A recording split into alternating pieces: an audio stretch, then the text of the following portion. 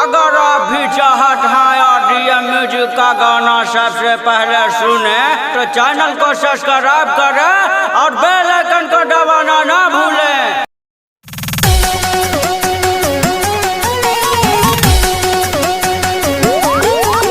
That is why RDL Music Bhojpuri. Music by Neha Studio.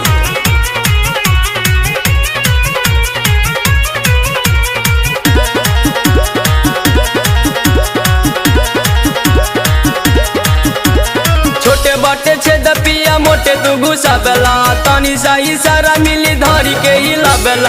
छोटे बाटे छेद पिया मोटे तू घुसा बेला तनी सा इशारा मिली धरी के हिला बेला। लगाता खूटी धस गइल रे दादा रे दादा फांस गइल रे जाने ये कहाँ अटक गइल रे। दादा रे दादा फांस गइल रे जाने ये कहाँ अटक गइल रे।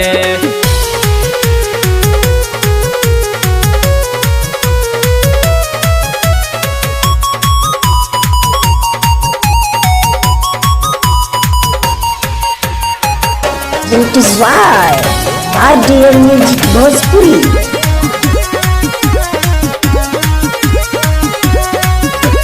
छोटे बसा माने बाकी लोडे रहे भारी रे जाना नी न पहिले ही माते गई हारी रे। छोटे बसा माने बाकी लोडे रहे भारी रे जाना नी न पहिले ही माते गई हारी रे। कहाँ जानी कहिया से बाटे आऊं भाई तहारो के तनी को नाई के बुझाई ले दर्द से देहिया पास भइल रे दादा रे दादा फांस गइल रे जाने ये कहाँ अटक गइल रे। दादा रे दादा फांस गइल रे जाने ये कहाँ अटक गइल रे।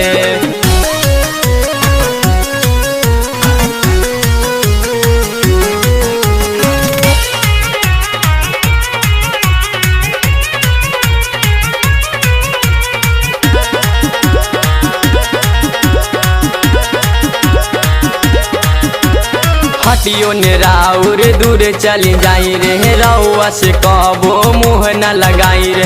हटियो ने राउर दूर चली जाई रे रउआ से कभी मुँह न लगाई रे।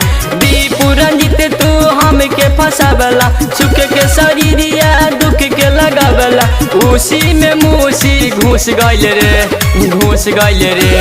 दादा रे दादा फांस गइल रे जाने ये कहाँ अटक गइल रे। दादा रे दादा फांस गइल रे जाने ये कहाँ अटक गइल रे। छोटे बाटे छेद पिया मोटे तू घुसा बेला तनी सा इशारा मिली धरी के हिला बेला।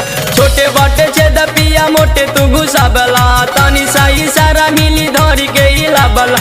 लगाता खूटी धस गइल रे